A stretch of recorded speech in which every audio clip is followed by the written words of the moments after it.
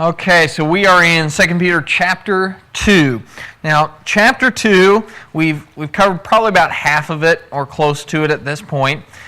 Its main point, just one thing, is to expose false teachers for what they really are. False teacher comes into town, they begin to teach things that are contrary to Christ, but every time they do it, it comes across as pleasing. It's always pleasing to the ear. They are the most generous and friendly and kind people every single time. Scripture says that even Satan disguises himself as an angel of light. And so if you don't expose what they're doing, you won't ever really think of false teaching as that big of a deal. Because what they're doing is putting up a certain facade and then stabbing the church in the back. And so that's really the point of this chapter.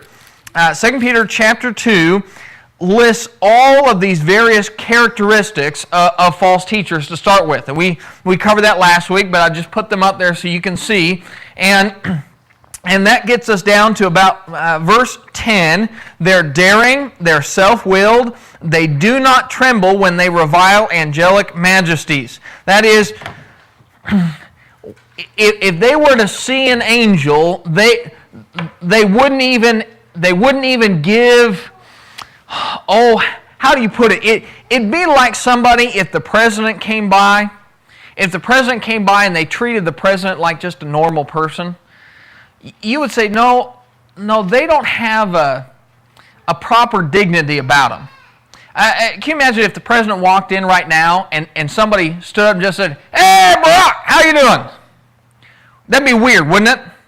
You say, no, that's not how you talk to the president. That's not the way you talk to somebody with that type of power, that type of authority. Now, if you would speak with respect and dignity if you're speaking to the president, how would you speak if it were an angel? Now let's imagine an angel came in. How has everybody, if you go through your Bible, how have all the faithful people throughout all time reacted to angels? What? They fell to the ground. That's exactly right. They trembled. There was fear. There was respect. And what they're saying is, these men, they don't have that respect. They don't have that respect for God's messengers. They don't have that respect for God's message. So they don't tremble. They're not afraid when you ought to be afraid. See, there is a time for fear, isn't there? There's a time to say, no, you are bigger than me. There's a time to tremble and take things seriously. If you're at the Grand Canyon and you see a kid just kind of bouncing around on the edge of the canyon, you say, no, you ought to be trembling. Take that edge seriously. And that's what false teachers don't do. They don't tremble before God. They don't tremble before glorious angelic things. And then it says, verse 11, whereas angels who are greater in might and power do not bring a reviling judgment against them before the Lord. Now, we'll talk more about this when we get to Jude, because Jude will say this very, very similar thing to this, but with more detail. But he's making a contrast. On one hand, these guys, when they speak about angels, there's no fear and respect for the office of an angel, who has so much greater power and might than them. But how about an angel? Do the angels feel comfortable saying, that one's going to hell and that one's going to heaven? Have you ever seen an angel in the Bible who's made that judgment? Who comes down and says about any human being, I'm going to decide for God who goes to heaven and who doesn't. Do angels do that? No. No, an angel is too afraid of God to do that. That's God's job, isn't it?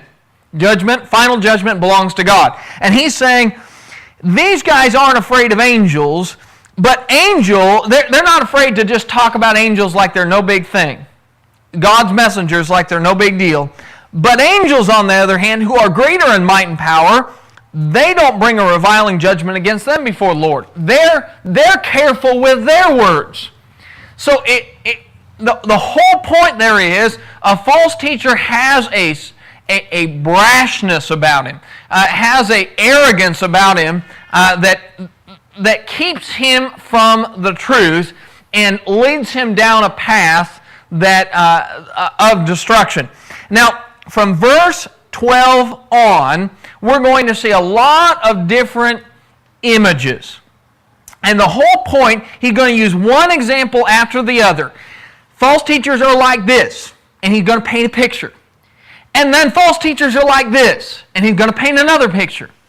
And false teachers are like this, and he's going to give another illustration. Now, the whole point of this is Peter's trying to just drive home one idea. If this image doesn't work for you, maybe this one will. If this illustration doesn't work, then maybe this one will. Drive home the point that false teachers truly are wicked. When somebody no longer cares about the Word, and they begin to teach out of their own opinion, and they are not careful about it, and they're in it for the power, they're in it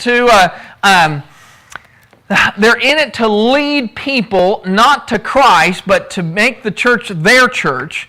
This is what they really are. And he's going to just use one image after the other. So the first one he's going to do is he says, but these, like, excuse me. I forgot I had that on there. Skip that. There we go. That's the one we want. Verse 12. But these, like unreasoning animals, born as creatures of instinct to be captured and killed, reviling where they have no knowledge. A false teacher is like an unreasoning animal. You get an animal that's out in the wilderness and starts. Take like a coyote or something like that. A coyote, and he's killing chickens. Have you ever seen somebody try and talk sense into a coyote so he won't kill the chickens? They just pull him off the side. Now, Mr. Coyote, you just can't do that. I use those chickens for their eggs and they're for feeding my family. You just can't do that. Anybody ever done that? No. So they're unreasonable. Now, you cannot reason with a coyote. They're an instinctual beast. So what do you do if there's a coyote in with the chickens? There's only one thing you do. Roger, what do? You point at it. Is that? That's right. You shoot them. You point at it you give it lead poisoning. That's what you do. And that's what Peter says. Like unreasoning animals, the only thing you can do with an unreasonable animal is capture it and kill it. See that down there in verse 12? They're creatures of instinct to be captured and killed. Here, this is something that has been true. If it's been true once, it's been true 10,000 times. Somebody comes to the church, they obey the gospel, and they say, I never saw this before. They hear the gospel message for the first time. I never saw this.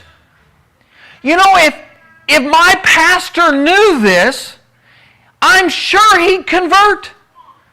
I'm sure he's never seen this verse before. And in fact, it's happened with me with conversion classes so many times that now I've gotten to the point where, you know what I tell them? I say, you know what, go talk to him. That's right, just go talk to him. You go talk to him, but I'll tell you what's going to happen. They are not going to listen. But every time somebody's first converted, they first see that gospel and they think, I was over at this church and they were so nice and the preacher over there was so nice.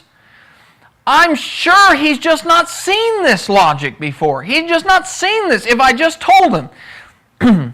Now, of all the times that people have said that, how many times have preachers from those denominations come and obeyed the gospel?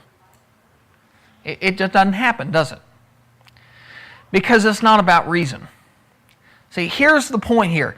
With a false teacher, there comes a point where you can't talk sense with them because it's not about right or wrong anymore, is it? They're not in it for right or wrong. They're in it for things like a paycheck. They're in it for tradition. They're in it out of habit. Now, the reason I say go try is not because I think this new convert's likely to convert them. Why do I tell them go try?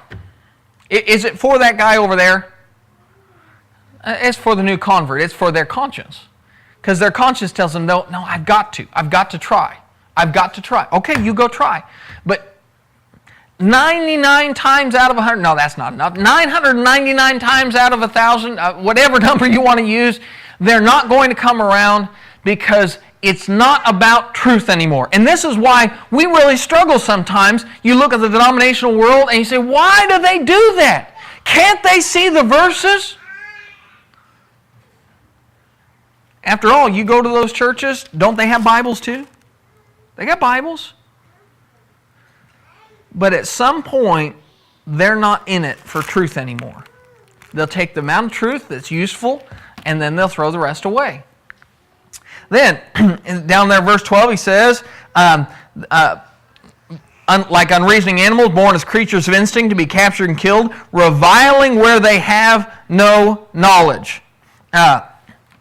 Here, that idea of reviling is the idea of just clamoring, just yelling, where they have nothing to talk about. Have you ever had somebody who, when they couldn't prove their point with logic, you ever been in an argument with somebody and they were wrong, and you had all of the logic, so you're sitting there, you talk with them, and this and this and this and this, and since they can't prove themselves right, they just get louder. You ever seen that? Where somebody just said, well, if I say it louder, I must be right. That's reviling where they have no knowledge. It's this idea of speaking out of turn. Just if I say it loud enough, then I'm right. And this is so often true. If you look at the religious world today, what's one of the biggest things that's taught? If you want to be saved, you need to pray that little prayer. You ever heard that? Just pray that prayer to Jesus. Do you know that if you look in your Bible, there's a lot of things the Bible talks about are required for salvation. You're saved through hope, you're saved through baptism, you're saved through faith, you're saved through repentance, all sorts of things that the Bible says will save you. Now, you don't just pick one or the other, you have to do them all. But you know one thing that the Bible never says saves you? Never says it once. Never says prayer. Do you know that? Never once in your Bible does it ever say prayer will save your soul. Never once. And yet, what is the most common thing that people will teach when it comes to salvation? Pray that little prayer. Now that is reviling where they have no knowledge. What's been taught? Just say it loud enough, speak it loud enough, and people will begin to believe it. Doesn't matter that it's not in the Word. Doesn't matter that it's not a matter of truth. Then he's going to say, down in verse 13, he says, still in verse 12, he says, will in the destruction of those creatures also be destroyed. Some of your versions will say, in the corruption of those creatures also be destroyed. Now, this is all kind of part of that unreasoning animal idea. You have a coyote out there, and the coyote is going to go out and he's killing chickens, isn't he? But when he kills enough chickens, as he's out there killing the chickens, what's he doing? What's the farmer thinking? Do farmers care about every coyote? Let me put it that way. No, they don't care about every coyote. What coyotes do they care about? The ones that kill their chickens. So when the coyote's out there killing chickens, what's he doing to himself? He's giving himself lead poisoning. He doesn't even know it. He's hanging his own noose, isn't he? Now that is really what is being said here when it says, will in the destruction of those creatures also be destroyed. False teachers destroy people, don't they? They go out there and they take people and they take them and they take innocent people, ignorant people, and they use them for their own power. We see it in religion every day where religious leaders take people and they abuse them. And as they do it, they're corrupting these people. They're corrupting them. They're corrupting their souls. They're leading them down through the wide gate to destruction. But what are they doing to themselves? You're doing the same thing. That's exactly right. Like the coyote. It's like the coyote. Every chicken he eats, he's aiming the gun just a little bit closer to him. Now, That's the idea here. In their corruption, they corrupt themselves. They rust themselves out. That's why I have that picture of that rusty old car. Is the idea of it's a corruption that begins to get them from the inside out.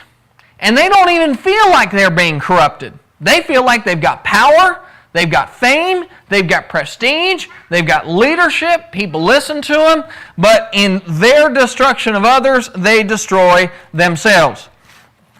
And it says, suffering wrong as the wages of doing wrong, they count it a pleasure to revel in the daytime. That idea of pleasure there is the idea of luxury. They're basking in luxury of today. Now, that's why I put the couch potato guy up there, because that's really the picture. You have a guy, and every day, he's 56, and he's sitting on mom and dad's couch. Now, if you ask him, what's he doing all day? He says, I'm just enjoying life. Here I am, I'm in my 50s, I'm laying on the couch, I'm enjoying life, I watch whatever television I want to watch, mom still makes me food. Just life is great. I just count it a pleasure. I'm living in the moment. That's why he does it. He's finding a joy in it. Now, how do you feel about a guy who does that, though? You say, get a job. You get up. The daytime, this is the time where you ought to be working. There is a time for relaxation, and there's a time for work, isn't there? There's a time to take it easy, and then there's a time to do something. And here, they take this time here on earth. Now you've got two phases to your life the Bible talks about. Your time here on earth, and then you have eternity. Now, of the two, when's the time to relax? Over there in eternity, isn't it? That's the time to relax. But when do they relax? They're doing it now. Now, let's be clear. Does that mean you can't have any good days here? You can't ever enjoy yourself here? No, of course you can. But there's a problem when your life is all about the pleasure I can get from the right now, from the today. When I count my pleasures and I live it up, I riot today. I take whatever pleasures this world has to offer and I say, I'm going to make this world my heaven. Then you've got a problem. And that's what false teachers do. It says that there are people rioting in the daytime. They're doing things that have to do with this world, and they do it right now because they're not thinking about eternity. And so as you look at it, it's this idea they love luxury, they love softness, they love pleasure in this life. That's what's important to them. And when you love the pleasure of this life, you're not going to make the sacrifices that God requires of us in this life to live faithfully. Anybody have any comments or questions? Yeah. Well, when you were speaking about the reviler turning to yelling, it made me think of something Rod told me. He has studied for a lifetime in negotiations and what motivates people to act and react. And one of the things he's always told me, and that the books have pointed out, is that when somebody goes to emotions, it's because they don't have logic left in the argument. And they turn to the emotion to try to intimidate the other person and win the argument not based on logic but on emotion. And he's used that for years and saw it right through other people. Yeah, there's an old saying. I think Steve was the first one to tell me, he who yells first loses. Isn't that the way that goes, Steve? Something close to that. Yeah, there's something to that. When somebody loses their cool, and they get to that intimidating, that it's because they don't have the logic behind them anymore. And we've probably all seen ourselves do the same thing at some point, where you even knew you were wrong, and you just you get your feathers ruffled. But when you make a lifestyle out of it, that's what we're talking about here. So yeah. Okay, so then he's going to give another example. He says, they count it as a pleasure to revel in the daytime. They are stains and blemishes. Now, they are stains and blemishes. If you think about a stain, all it is something that doesn't belong, and typically we think of it as clothing, don't we? You get stains on your clothes. Something that sticks onto the clothing that ruins whatever the pattern or design was supposed to be. You know, you have little kids and they've got blue jeans, and little boys that go out and play in the yard and they come back in and wear it all over their knees. They got grass stains, right? Now, grass is fine. Green's a nice color, but not on jeans, because they don't belong on the jeans. They are marring what the jeans ought to look like. That's all a stain is you're taking something that's meant to look one way and you're putting this big blotch on it that ruins the whole effect. That's a stain. And he says that's really what false teachers are. They take something God has designed. You take the church and if you think of the church like a piece of art, who made the artwork? It's God, isn't it? It's Christ's church. If you think of the church like a piece of artwork, here's the most beautiful design ever. Everything about the church was made by God. The way we worship, the way we collect our money, the way we behave, the way we should treat each other, the way that we work through our problems, the way we deal with struggles in life, the way we deal with sadness, all of these things are God's design. Now you get a false teacher in there, and false teachers typically don't take the whole thing and throw it out, do they? They don't do that. No, they say, oh, well, here's God's design, and I'm just going to tweak it. I'm going to tweak it to make it work for me.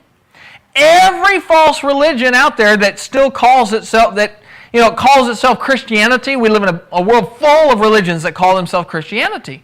Every one of them started the same way. Somebody at some point said, now here's the way we've been doing it, but wouldn't it be nice if we... And it's like putting a big old stain right on the front of the shirt. You're taking something God designed, pure, holy, white, just as perfect as it can be. The more we can be like the New Testament church, isn't that the same? Another way to say that is to be the more we can be like the New Testament church, the more beautiful we'll become as a congregation. Don't you believe that to be true? So anytime we do something that moves us away from that New Testament pattern, we're putting a stain there. So what's a false teacher? He's like somebody walking up to another person who has a nice clean shirt and they're squirting ketchup on it. They're a stain and they're a blemish. Well, how do you get rid of stains? When you get rid of a stain, do you try and keep it? You try and protect the stain? You say, oh, I need to remove you, but I want to save you. Do you treat stains gently? If you have a white shirt, what do you use to get rid of stains? Bleach, right? Because you want to obliterate the stain. When you go to clean your laundry, you don't think, oh, be nice to the stain. Oh, be gentle with it. I don't want to hurt the stain's feelings. No, you want to fix the shirt, don't you? Now that's what he's saying. They're a stain. So what's the cure to a false teacher? Get them out. You just get them out. They are destroying the church. They're staining what God intended. You get them out. If they won't listen to reason, if they won't turn to God, if they won't obey the Scriptures, then get them out.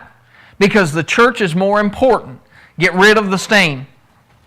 Then, down in that same verse, he says they're reveling in their deceptions as they carouse with you. Now, some of your versions might say as they feast with you. It's the same idea. Carouse has a more negative kind of image to it, and I think that's appropriate here. We're talking about a negative thing. Here you have these false teachers, and when they're amongst you, they look one way, but what are they actually? See, they're two-faced, aren't they? And he says, you have to realize they revel in their deception. They enjoy the deception of the whole thing.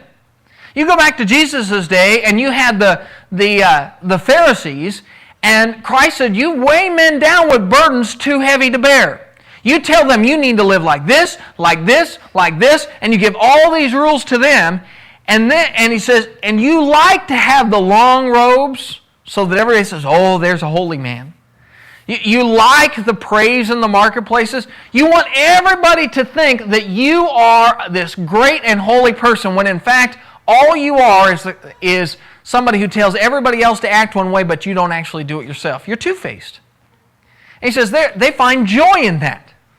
It's the same kind of joy that a thief has. If somebody steals something, a lot of times when you see people steal things, it's not really a very smart financial decision. Most of the theft in this country, it's going to just be petty theft. It's not bank robbers you hear about every once in a while, but how often are there shoplifters? They're just all the time. Well, why do people do that? Well, a lot of times it's because it's fun.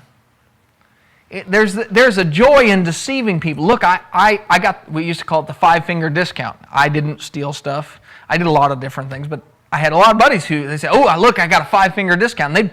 They were excited about it. See, I tricked the man. You know, I got this. That's what this is. They revel in their deceptions as they carouse with you. Look at this. I get to have both worlds. Everybody thinks I'm righteous and holy, and yet I get to live with all the sinful things. I get all of these worldly things, and nobody knows the difference. And that's a big problem we have, is that we only see one side of somebody who's a false teacher, don't we? Just the side they present to us. The same way as, what does everybody see about you? They only see the part of you present to them, correct?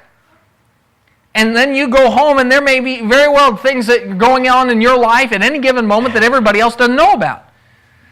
And so we have this problem with false teachers that we say, oh, but are they really that bad? And what's Peter's point? Yes. Say, but that guy over there, he just seems like such a nice guy over at that church over there. He seems like such a nice fellow. I understand that. And you know what? They revel in their deception. The whole point of this chapter is, false teaching is that bad.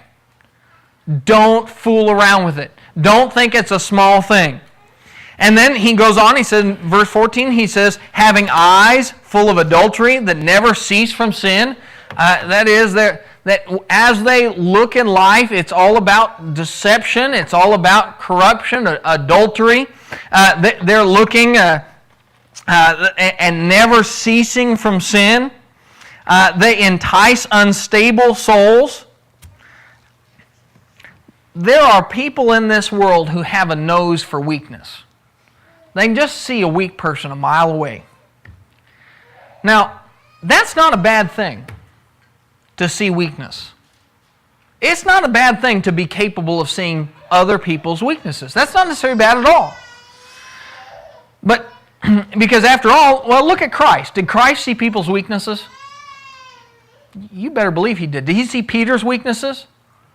He said, yeah, Peter, this very hour, this night, what are you going to do, Peter? He said to him in the garden, he said, Peter, you're going to deny me 3 times. Peter, you think you're strong. I know you're weak. Now, Christ saw weakness. But what did Christ do when he saw instability in people? He tried to correct it, didn't he? Tried to strengthen it. He even said with Peter, he says, Peter, you're going to deny me 3 times, but I have prayed for you. I have prayed for you that you wouldn't fall away. He didn't want Peter to fall, just fall over in his instability. He wanted Peter to be strong. But there are other people who see weakness, and when they see weakness in others, it's like sharks who smell blood in water. There's somebody I can take advantage of. There's somebody I can exploit. There's somebody who I can use to my advantage. most of the time, when you hear those news stories about some preacher somewhere or some pastor somewhere, and there was some sort of scandal, and there's some sort of adultery. After all, what did he just say here? Eyes full of adultery. Do you know who most of the time, when you read those articles, most of the time who the adultery is committed with? Almost always. If you read them, almost always it starts with women they were counseling.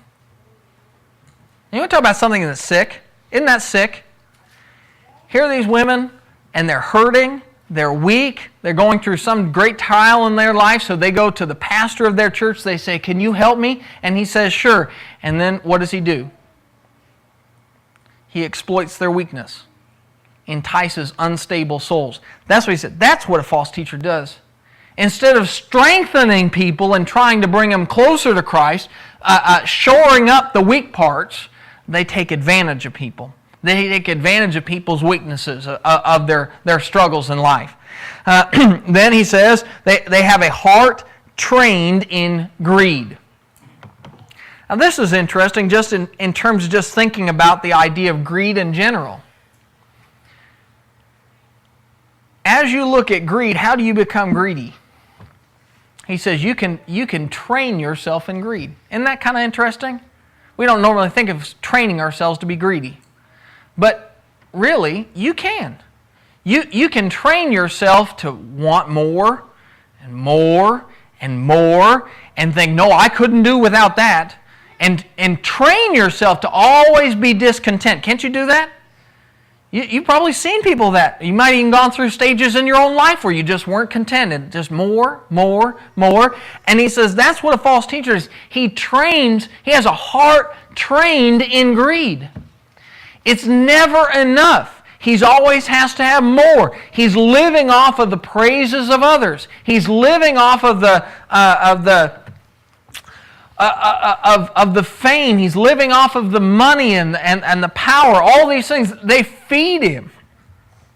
Now, you see some extreme examples of this in televangelists, where they pass the bucket around and here it is, the poorest of the poor people are putting in all they have and this guy is flying around on some giant private jet. That's an extreme version of it, but you don't have to be at that version.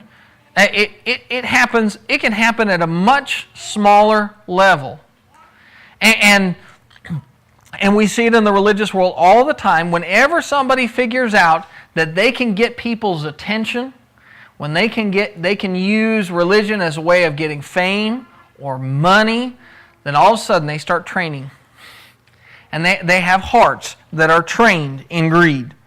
And then he says they're accursed children. I pulled up this mug shot. I looked at a bunch of different mug shots and I thought, okay, well this one's pretty good. That's some guy's kid.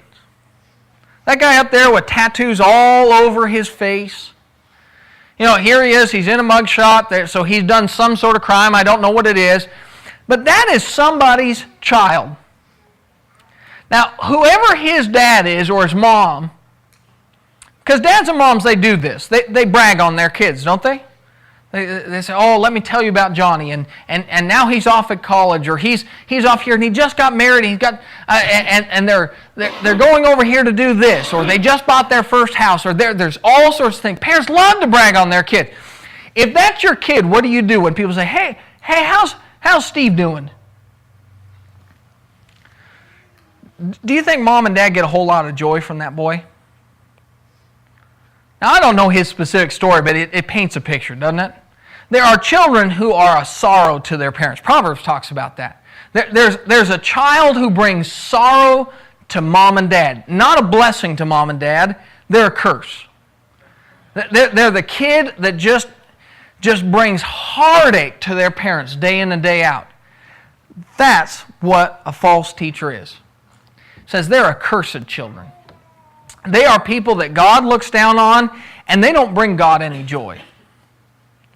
So when we look at false teaching and we look at the religious confusion that we have and people saying, is it really that big of a deal? I don't know. How big of a deal is it to us whether God's happy or not? Is that a big deal?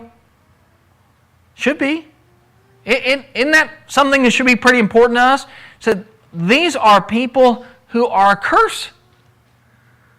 They don't bring God joy. They're rebellious children. They're children that shake their fist at their Creator. They're children who deny their Lord. And then he says, down in verse 15, forsaking the right way, they've gone astray, having followed the way of Balaam, the son of Beor, who loved the wages of unrighteousness. But he received a rebuke for his own transgression, for a mute donkey, speaking with the voice of man, restrained the madness of the prophet. Now, what he's referring there in verse 15 and 16 is the story of Balaam. Now, Balaam can be found in the Old Testament. You go back and, let me check my notes here real quick. You can find him, I think maybe in Numbers. Anyways, Numbers. You'll find him back in Numbers. I think Numbers 22 is what the footnote says. And the story of Balaam is real simple. Here's a prophet. And Israel's wandering out there in the wilderness, and another king of another nation was scared of him. And he went to Balaam, who is a prophet, and he said, Balaam, I want you to come and curse Israel. And at first, Balaam wouldn't do it. He says, I can't curse him because God, if God won't curse him, I can't curse him. So I can't say anything that God wouldn't have me say. Now, Balaam started out really well. He did a good job. But as things went on, the king said, no, come, Balaam, please come anyways. Please come anyways. And eventually Balaam relented. And he went and he helped that king out for one reason. Money. Because the guy offered him enough money. And he says, and so he's using Balaam. And he says, Balaam was a good guy. He started out as a good guy, but then there's the way of Balaam. Balaam went off course for the wages of unrighteousness because he loved money here on earth too much. And he received a rebuke for his transgression for a mute donkey. God is actually going to have his donkey talk to him and tell him, Balaam, don't do it. So he received a rebuke from a donkey. So the point here is the donkey knew more than Balaam. Speaking with the voice of man, restrained the madness of the prophet. And so he emphasizes that, look, as you go through and you look at your Bible, what has happened to these people time and time again who've gone beyond God's teachings? It says every single time they've been rebuked by God. Balaam was so bad that God rebuked him, and he rebuked him through a donkey. The donkey knew more than Balaam. And so how bad is false teaching? That's only one point. It is a horribly destructive thing. Then he's going to use more imagery here. Verse 17 says, these are springs without water. Now, if you imagine you're in a desert and somebody says, 3 miles over here, there's a spring where you can get some water. So you trek 3 miles through the desert, you're dehydrated, you're tired, you're so thirsty, and you get to the spring and the spring is dry. It's a spring without water. How are you going to feel about that spring? That spring's just killed you, hadn't it? There was a promise of something. Now the rest of the desert, it didn't even promise it.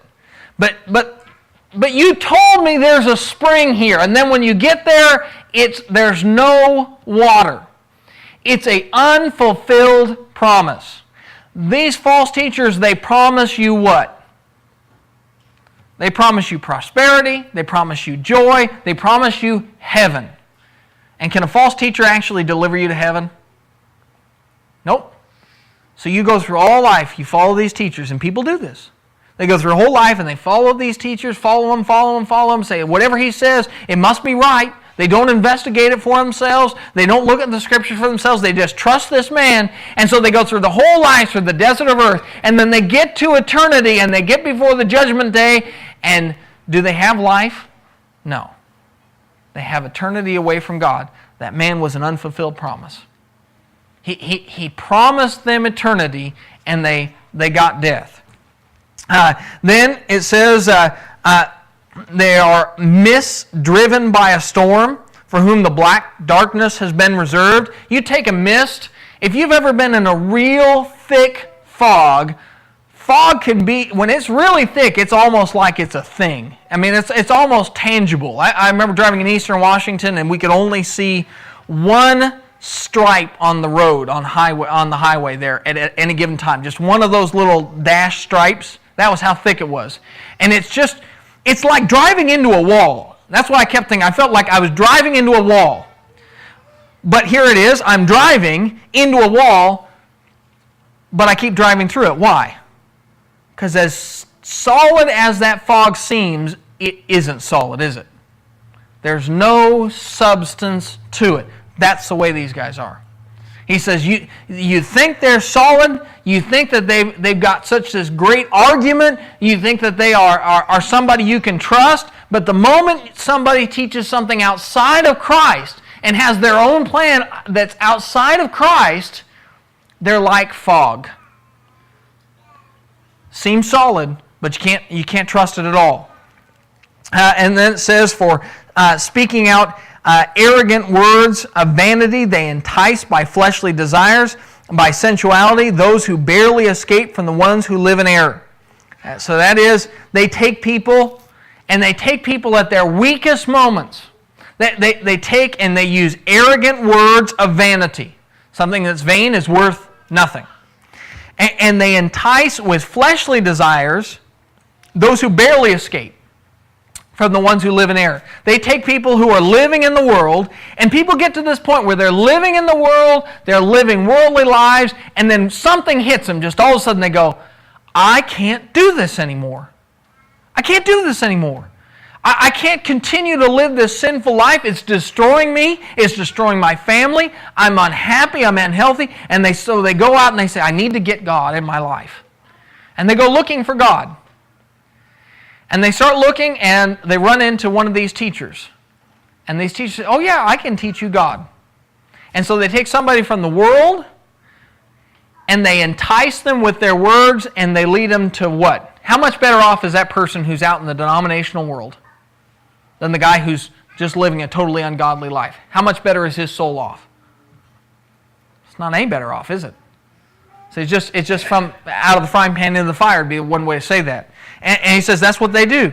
They promise them freedom while they themselves are slaves of corruption. For by what a man is overcome, by this he is enslaved.